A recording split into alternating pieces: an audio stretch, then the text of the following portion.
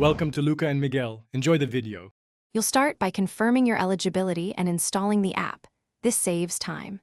Sign into the Google account tied to your Google One plan, then open the Google One app. Once done, grant required permissions like VPN profile installation on mobile or system network access on desktop so the client can create a secure tunnel. Make sure notifications and background data are enabled. This prevents unexpected disconnects. With the app installed and permissions granted, you're ready for the next configuration steps. You now configure the VPN and establish the tunnel.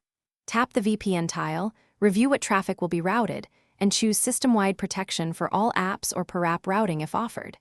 Enable features like split tunneling only if you understand which apps bypass the VPN. Once you toggle Connect, the app will create the encrypted interface. Wait for the connection confirmation or key icon. If the app offers an optimized server or region selection, use it for lower latency. Keep the app in foreground for first-time trust prompts. Finish by validating protection and understanding limits. Visit an IP check page to confirm a new IP and try accessing content previously blocked on your network. If the VPN won't connect, restart networking, toggle airplane mode, reboot device, or reinstall the Google One app to refresh the VPN profile. Make sure your subscription is active and that no other VPN apps conflict.